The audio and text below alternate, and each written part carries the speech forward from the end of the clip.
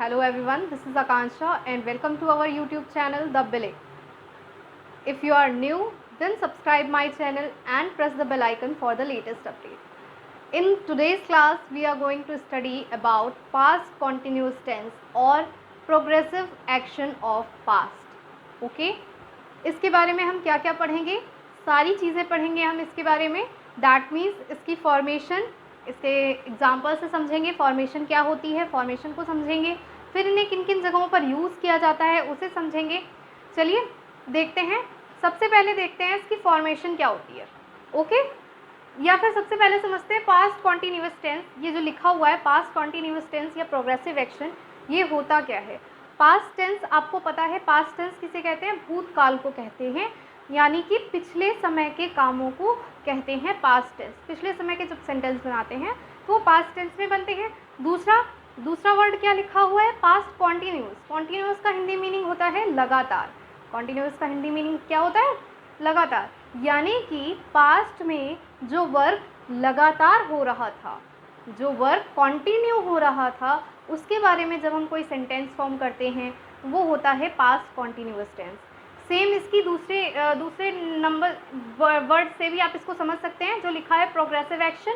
Progressive का मतलब भी होता है प्रगतिशील या लगातार घटित होने वाला. ठीक है, अगर कोई एक्शन ऐसा है, कोई काम ऐसा है जो पास्ट के टाइम पे लगातार घटित हो रहा था, लगातार हो रहा था, हाँ, तो उसको हम किस उसमें फॉर्म करेंगे, हम उसे फॉर्म करेंगे पास्ट कॉन्टिन्यूअस टेंस में. ठीक है, सबसे पहले इसकी फॉर्मेशन देख लेते हैं. क्या होती है इसकी फॉर्मेशन, बहुत ही सिंपल इसकी फॉर्मेशन है. आपको मैंने इससे पहले प्रेजेंट कॉन्टिन्यूअस की फॉर्मेशन बताई थी. क्या बताई थी प्रेजेंट कॉन्टिन्यूअस की फॉर्मेशन, कि उसमें सब्जेक्ट आता है, सब्जेक्ट के बाद ऑक्सिलरी वर्ब आती है. कौन सी ऑक्सिलरी वर्ब उसमें यूज़ होती है, इज एम आर यूज़ होती है, फिर मेन वर्ब की आईएनजी फॉर्म यूज़ होती है, फिर ऑब्जेक्ट यूज़ होता है. और जब हम आ जाते हैं पास्ट टेंस में तो ऑक्सिलरी वर्ब भी क्या हो जाएगी, पास्ट की हो जाएगी. तो और बाकी सब वैसे ही सेम उसी फॉर्मेशन में बनेगा. तो देख लेते हैं, एक बार फॉर्मेशन लिखती हूँ मैं यहाँ पे, समझते हैं इसकी फॉर्मेशन को. क्या है फॉर्मेशन, सब्जेक्ट के बाद ऑक्सिलरी वर्ब. ऑक्सिलरी वर्ब यहाँ पे कौन सी यूज़ होगी, ऑक्सिलरी वर्ब भी पास्ट की यूज़ होगी. पास्ट की ऑक्सिलरी वर्ब क्या होती है, वाज या वर. वाज और वर, वाज या वर यहाँ पे यूज़ किया जाएगा. वाज या वर के बाद आप मेन वर्ब का यूज़ करेंगे. मेन वर्ब के बाद मेन वर्ब सिंगल नहीं यूज़ होगी, मेन वर्ब आईएनजी फॉर्म में यूज़ होगी. किस फॉर्म में यूज़ होगी, आईएनजी फॉर्म में यूज़ होगी. और उसके बाद हम यूज़ करेंगे ऑब्जेक्ट का. तो लिख लेते हैं इससे पहले, सब्जेक्ट प्लस ऑक्सिलरी वर्ब जो कि आपकी है वॉज और वर, देन मेन वर्ब की कौन सी form, ING form. ING form के बाद प्लस आ जाता है आपका ऑब्जेक्ट, ऑब्जेक्ट के बाद फुल स्टॉप. ठीक है, इस जो फॉर्मेशन है इसको हम बहुत ही सिंपल एग्जांपल से समझते हैं. जैसे कि मैं कुछ वाक्य, कुछ सेंटेंसेस हिंदी में बोल रही हूँ, फिर उनका इंग्लिश ट्रांसफॉर्मेशन आपको बताऊंगी, तो आपको बहुत अच्छे से समझ में आ जाएगा. मैंने बोला कि उस समय सीता जो है खाना बना रही थी. उस समय सीता खाना बना रही थी, मैं नाश्ता कर रहा था, देवेश अखबार पढ़ रहा था, और तुम कहीं जा रहे थे, वे लोग मूवी देख रहे थे. तो इस तरह के जब सेंटेंस हैं, क्या है ये सेंटेंस, पास्ट में हैं, लगातार हो रहे हैं, कुछ एक्शन प्रोग्रेस में है, तो इन सेंटेंसेस को बनाने के लिए हम यहाँ पे इस फॉर्मेशन का यूज़ करेंगे. देखते हैं किस तरह से बनाते हैं. सबसे पहले मैंने बोला उस समय वो खाना बना रही थी, तो सी के अकॉर्डिंग वॉज आ जाएगा. सिंगुलर वर्ड है, सिंगुलर के साथ आपको पता है ऑक्सिलरी वर्ब भी सिंगुलर ही यूज़ होगी, तो सी के साथ आपका वॉज आ गया. उसके बाद क्या कर रही थी, कुक कर रही थी, cooking. She was cooking at that time. ठीक है, उस समय वह क्या कर रही थी, कुकिंग कर रही थी. मैं क्या कर रहा था, मैं नाश्ता कर रहा था, तो मैंने नाश्ता कर लिया. I was taking breakfast.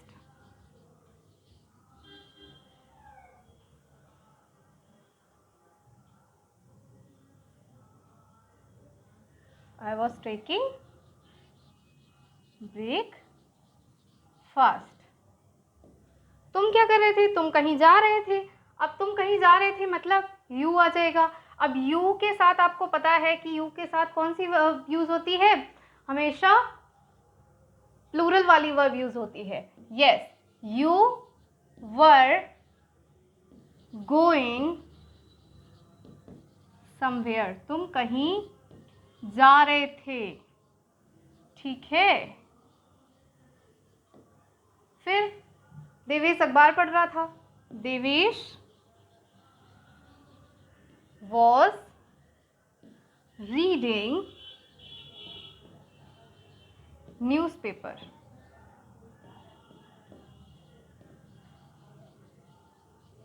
ठीक है. अब यहाँ पे एक बात ध्यान दीजिएगा कि रीड और स्टडी दो वर्ड्स यूज होते हैं पढ़ने के लिए, लेकिन रीड कहाँ पे यूज होता है और स्टडी कहाँ पे यूज होता है, ये ध्यान देने वाली बात है. रीड जब आप कोई चीज़ टेम्परेरी पढ़ते हो, उसे आपको याद ज़रूरी नहीं है कि उसको आप याद ही रखो, तो वो होती है रीडिंग. ठीक है. और उसी के बाद एक होती है स्टडी, जिसको आपको पढ़ना है, समझना है, याद भी करना है. ठीक है. जब ऐसा वर्क होता है तब वो होती है स्टडी. लेकिन रीडिंग का मतलब क्या है? बस आपने उसको रीड किया, उसके बाद छोड़ दिया. याद हो गया तो अच्छी बात है, नहीं तो कोई बात नहीं. ठीक है. फिर एक सेंटेंस और मैंने बोला वे मूवी देख रहे थे. दे वर वॉचिंग मूवी. ठीक है. तो दे इसका क्या हो गया? सब्जेक्ट. वर दे के अकॉर्डिंग लग गया वर. फिर वॉच कर रहे थे, देख रहे थे. वॉचिंग क्या देख रहे थे? मूवी देख रहे थे. दे वर वॉचिंग मूवी. ठीक है. इस तरह से ये सेंटेंसेस फॉर्म हो जाएंगे. तो ये रहा आपका असर्टिव के लिए. असर्टिव में जब हम सेंटेंसेस बनाएंगे तो इस तरीके के बनाएंगे. अगर हम इसी के निगेटिव फॉर्म में चाहें, अगर हम इसी को निगेटिव में बनाएं तो इसका फॉर्मेशन किस तरह से चेंज हो जाएगा? बहुत ही सिंपल फॉर्मेशन. जैसे कि ऊपर था, सब ऊपर वाला सिंपल वाला फॉर्मेशन क्या था? आपको याद होगा, सब्जेक्ट के उसके बाद वाज वर्ड, उसके बाद वर्ब की आईएनजी फॉर्म, उसके बाद ऑब्जेक्ट. तो इसमें हमें क्या करना है? अगर ये निगेटिव है तो हमें इसमें नॉट को लाना है. नॉट को हम कहाँ पे लेके आएंगे? वॉज और वर्ब के तुरंत के में बाद में लेके आएंगे. यानी कि ऑक्सिलरी वर्ब के तुरंत बाद हम किसका यूज़ करेंगे? नॉट का यूज़ करेंगे. चलिए लिखते हैं इसकी फॉर्मेशन को. क्या होगी फॉर्मेशन? सब्जेक्ट, निगेटिव की फॉर्मेशन है ये. Subject plus was word plus not plus main verb की आईएनजी फॉर्म प्लस ऑब्जेक्ट. ठीक है. इस तरह का ये फॉर्मेशन हो जाएगा. अगर हम इसके सेंटेंसेस देखें, क्या हो सकते हैं सेंटेंसेस? बहुत ही सिंपल सेंटेंसेस समझते हैं. जैसे कि मैं पत्र तो नहीं लिख रहा था. ठीक है. या फिर मैं पत्र नहीं लिख रहा था. तुम सोने नहीं जा रहे थे. वो जो है काम नहीं कर रहा था. तो इस तरह के जब सेंटेंसेस हैं तो हम उनको किस तरह से बनाएंगे? बहुत ही सिंपल तरीके से. जैसे कि अभी इसमें बनाया है वैसे ही, जैसे अभी पॉजिटिव वाले बनाए हैं सेम उनको निगेटिव वाले में बनाएंगे. क्या होगा निगेटिव में सेंटेंसेस? सबसे पहले मैंने बोला मैं पत्र नहीं लिख रहा था. I was not writing a letter.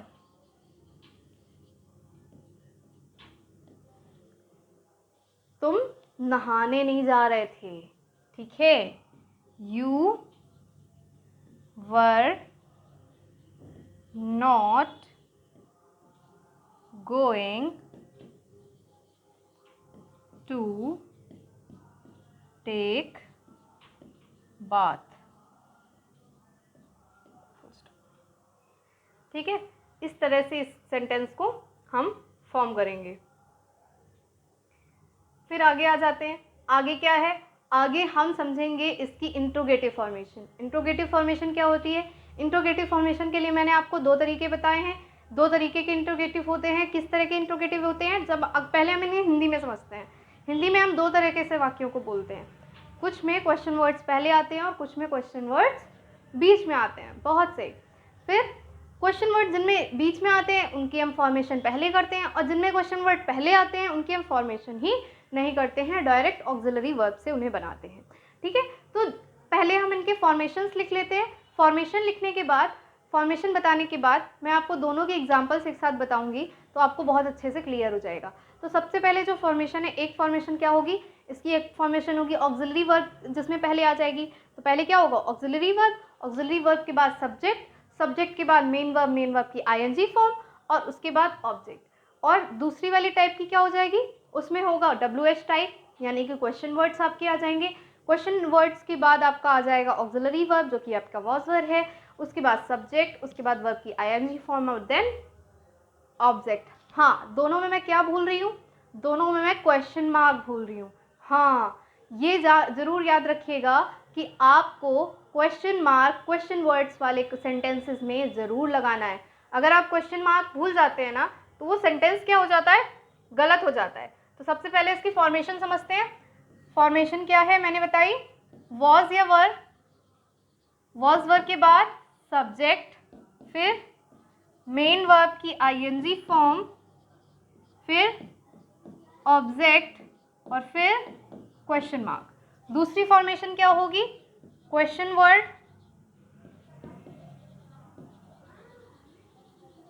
Question words के बाद ऑक्सिलरी वर्ब, जो कि आपकी वॉज वर्ब है, फिर सब्जेक्ट, सब्जेक्ट के बाद मेन वर्ब की आईएनजी फॉर्म, फिर ऑब्जेक्ट, और फिर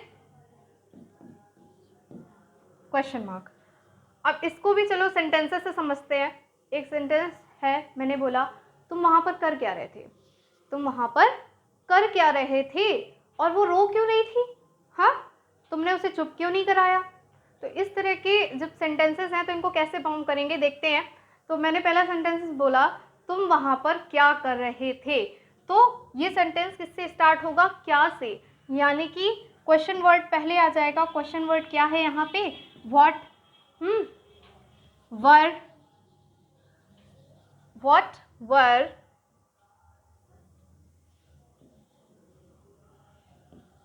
you doing, तुम वहां पर क्या कर रहे थे, what were you doing there, question mark. वो रो क्यों रही थी, ठीक है, why was she crying, why was she crying। और आप हमको एक पता होगा कि रोने की इंग्लिश जो है वो वीप भी होती है और क्राई भी होती है। वीप होता है जब हम धीरे से रोते हैं, ठीक है, क्राई होता है जब हम काफ़ी तेज चिल्ला चिल्ला के रोते हैं, और एक मौन भी होता है, ठीक है, शोक मनाने के लिए जिसका हम यूज़ करते हैं। तो ये वर्ड्स ऐसे हैं जो दुखी होने के लिए या रोने के लिए यूज़ होते हैं। और एक सेंटेंस क्या बोला, तुम उसे चुप क्यों नहीं करा रहे थे। तो इस सेंटेंस को कैसे बनाएंगे, ये भी सेंटेंस बहुत सिंपल है, Y were you not consoling her, why were you not consoling her, तुम उसे चुप क्यों नहीं करा रहे थे, why were you not consoling her। अब ये देखिए इसमें सेंटेंस में निगेटिव भी आया है।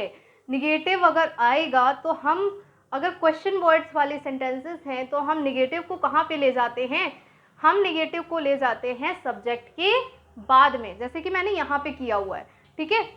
वैसे हम क्या करते हैं, ऑक्सिलरी वर्ब के तुरंत बाद में निगेटिव का यूज़ करते हैं, लेकिन ऐसे सेंटेंसेस में हम कहाँ पे यूज़ करते हैं, निगेटिव का यूज़, नॉट का यूज़ कहाँ पे करते हैं, सब्जेक्ट के जस्ट बाद में करते हैं, वर यू नॉट, ठीक है।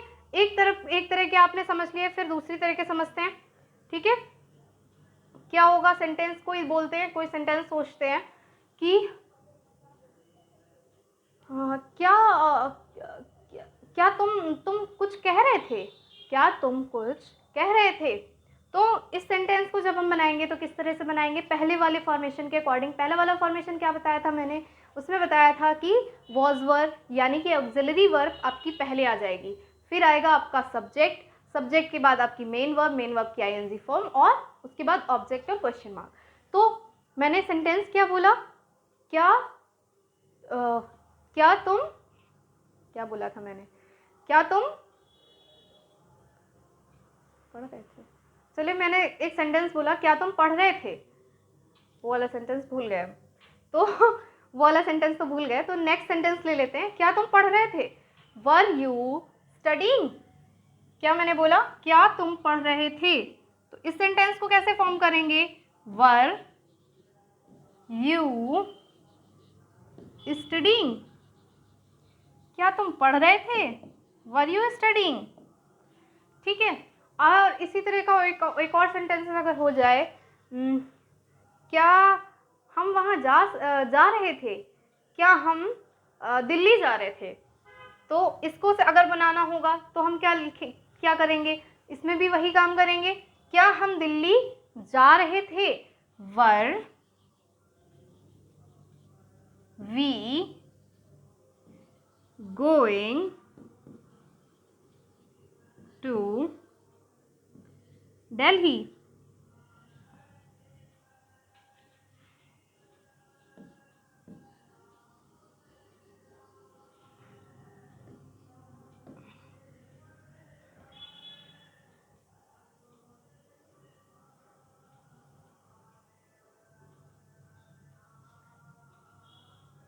या फिर एक और सेंटेंस अगर बोलूं, क्या तुम नाच रहे थे, वर यू डांसिंग, क्या मैं नाच रही थी, वॉज आई डांसिंग। ठीक है, जब इस तरह का सेंटेंस होगा, क्या तुम नाच रहे थे, क्या मैं नाच रही थी, तो क्या हो जाएगा, वॉज मैं नाच रही थी, क्या मैं नाच रही थी, वॉज आई डांसिंग।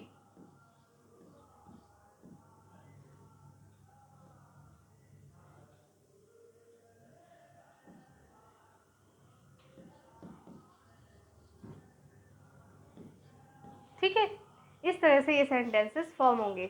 आपको इसकी फॉर्मेशन समझ में आ गई है। फिर इसके बाद चलते हैं इनके यूजेस की तरफ कि इनके यूज़ किस तरह से हम करते हैं।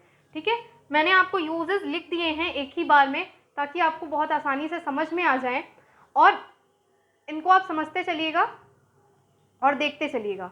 मैं आपको बताती जाऊंगी और आप देखते जाएंगे। सबसे पहले जो लिखा हुआ है वो लिखा हुआ है chiefly used for past action. Chiefly used for past action मतलब क्या होता है इसका, मतलब कि सबसे ज़्यादा ये कहाँ पे यूज़ होते हैं, पास्ट एक्शन के लिए यूज़ होते हैं। जो एक्शन पास्ट में हुए हैं उनके लिए हम इनका यूज़ करते हैं। कुछ वर्ड्स भी आपको दिए हुए हैं, जैसे कि वाइल है, स्टिल है, एट द मोमेंट है, ये इस तरह के वर्ड्स आपको दिए हुए हैं। अगर इनका यूज़ हो रहा है तो भी आप पता चल जाएगा कि ये किस तरह का सेंटेंस है, पास्ट कॉन्टिन्यूस सेंटेंस है। जैसे आई वॉज स्टिल रेनिंग, यानी कि इन सेंटेंसेस में इन वर्ड्स का यूज़ ही इसलिए करते हैं कि हम ये बता सकें कि ये एक्शन पास्ट का है और उस समय लगातार ये वर्क हो रहा था। तो जैसे कि ये वाला लिखा हुआ है, I was still raining when I reach there, जब मैं वहाँ पहुँचा तब भी बारिश हो रही थी। मतलब वो भीगते भीगते पहुँचा होगा या तो बारिश में पहुँचा होगा, यानी कि इसका सीधा सीधा सा सेंस क्या है कि वो बारिश में ही वहाँ पहुँचा था। जब मैं वहाँ पहुँचा तो बारिश हो रही थी, it was still raining when I reach there. फिर दूसरा एक सेंटेंस देखिए क्या लिखा हुआ है, he was busy in packing last night. He was busy in packing last night. Yes, तो वो क्या था, वो बिजी था।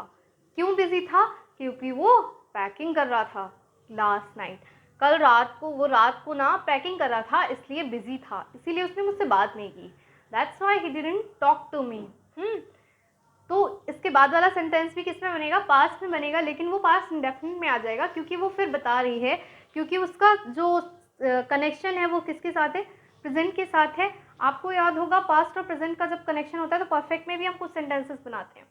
ठीक है, सेकेंड जो नॉर्म लिखा हुआ है, नॉर्म क्या लिखा हुआ है, used for definite arrangement for future in past. मतलब कि ऐसा डेफिनाइट अरेंजमेंट जो कि फ्यूचर में होने वाला है, लेकिन उसके लिए जब सेंटेंस बनाया था तो पास्ट था, यानी कि वो मैंने पूछा पास्ट में था और वो फ्यूचर के लिए था। ठीक, तो इस तरह के जब सेंटेंसेस फॉर्म होते हैं तो उनको हम किस में फॉर्म करते हैं, इस तरह से फॉर्म करते हैं। जैसे कि यहाँ पे एक सेंटेंस लिखा होगा, I asked her what she was doing next Sunday. मैंने उससे पूछा कि वो अगले संडे को क्या कर रही है। मैंने उससे पूछा था कि वो अगले संडे को क्या कर रही है। उसने पूछा था, पहले पूछा था, ठीक है, नेक्स्ट संडे के लिए, और वो संडे भी बीत चुका है। तो दोनों सेंटेंसेस पास्ट के हैं, इसलिए आप इसको पास्ट में ही बनाएंगे। I asked her what she was doing last, या लास्ट संडे या नेक्स्ट संडे, कि वो उसने जब पूछा था तब उसके लिए नेक्स्ट संडे था, इसलिए नेक्स्ट संडे का यूज़ हुआ है, ठीक है। सेम इसी तरह से एक सेंटेंस हो गया, I thought we were going to eat out tonight. मैंने सोचा था, मैं सोच रही थी कि हम खाना खाने बाहर जाएंगे। ये सेंटेंस भी इसी तरह से फॉर्म होगा, I thought we were going to eat out tonight. मैंने सोचा था, मैं सोच रही थी कि आज रात में हम लोग खाना खाने बाहर जाएंगे, ठीक है। ये उसने सोचा था, पहले सोचा था, अब का ऐसा सेंटेंस है, लेकिन ये बता बाद में रही है, इसलिए ये सेंटेंस किसमें फॉर्म होगा, इस तरह से फॉर्म होगा। फिर नेक्स्ट उसमें आ जाते हैं, for something that happened again and again. लिखा क्या हुआ है, for something that happened again and again, यानी कि जो काम बार बार हो रहा है उनके लिए भी हम इन सेंटेंसेस का यूज़ करते हैं। लेकिन ये किसमें है, किसमें है, पास्ट में। कोई काम लगातार हो रहा है लेकिन पास्ट में हो रहा था, अभी नहीं हो रहा है, ठीक है। तो उसमें भी हम इसका यूज़ करेंगे। जैसे कि I was practising every day 3 times a day। मैं उस समय प्रैक्टिस करता था हर दिन, मैं उस समय हर दिन प्रैक्टिस कर रहा था, 3 बार, एक दिन में 3 बार। तो इस तरह का भी सेंटेंस आप ऐसे ही फॉर्म करेंगे। फिर आती हैं स्टेटिव वर्ब्स। स्टेटिव वर्ब्स मैंने आपको प्रेजेंट इंडेफिनिट में, प्रेजेंट कॉन्टिन्यूस में बहुत अच्छे से बताई थी। यहाँ पे मैंने आपको कुछ स्टेटिव वर्ब्स दी हुई हैं, और अगर आपको और भी समझनी है तो आप प्रेजेंट का टेंस देख लेते हैं, उसकी लिंक आपको डिस्क्रिप्शन बॉक्स में मिल जाएगी, ठीक है। तो यहाँ पे मैंने कुछ लिखी हुई हैं, कौन सी लिखी हुई हैं, बिलीव, वांट, नीड, सी, स्मेल, थिंक, नो, इसी तरह की और भी होती हैं। उनमें मैंने पूरा एक ग्रुप दिया हुआ है कि कौन कौन सी स्टेटिव वर्ब्स होती हैं, नॉन प्रोग्रेसिव वर्ब्स होती हैं, ठीक है। तो ये सेंटेंस, जब स्टेटिव वर्ब्स यूज होती हैं, स्टेटिव वर्ब्स होती हैं नॉन प्रोग्रेसिव, मतलब ये प्रोग्रेस वाले एक्शन में कम यूज होती हैं, और जहाँ जहाँ पे यूज होती हैं वो भी आपको पता चल जाएगा। तो यहाँ पे एक सेंटेंस मैंने दिया हुआ, क्या सेंटेंस है, When I got home, I really needed a shower, ठीक है। जब मैं घर आई तो मुझे बहुत ज़्यादा ज़रूरत थी नहाने की, मेरा मन कर रहा था मैं नहा लूँ जाके तुरंत। लेकिन यहाँ पे अगर मैं इसको not was needing, अगर मैं was needing से बनाती तो ये क्या होता, गलत होता, इसीलिए मैंने यहाँ पे लिखा है not was needing। नीडिंग से, was needing से आप इसे नहीं बनाएंगे। कैसे बनाएंगे, When I got home, जब मैं घर पहुंची, I really needed a shower, I really needed a shower, मुझे एक शावर की ज़रूरत थी, मुझे नहाने की ज़रूरत थी। आई थिंक आपको ये सारी चीज़ें बहुत अच्छे से क्लियर हुई हैं, ठीक है। देखते हैं एक बार फिर से क्या क्या चीज़ें हैं। पास्ट कॉन्टिन्यूअस टेंस आपको समझ में आया कि कोई काम है, लगातार हो रहा है, पास्ट में हो रहा है, तब आप पास्ट टेंस का यूज़ करते हैं, ठीक है। इनकी फॉर्मेशन भी आपको समझ में आई कि फॉर्मेशन किस तरह से होती है। फिर आपको इनका यूज़ समझ में आया कि किन किन जगहों पे आप इसका यूज़ करते हैं, ठीक है। पास्ट की किन किन जगहों पे आप इनका यूज़ करते हैं, तो आपको ये सारी चीज़ें समझ में आई। इसके आगे की क्लास में हम पास्ट परफेक्ट के बारे में स्टडी करेंगे। तब तक के लिए पढ़ते रहिए और मेरी वीडियोस भी देखते रहिए, लाइक करिए, शेयर करिए, कमेंट करिए। Thank you so much.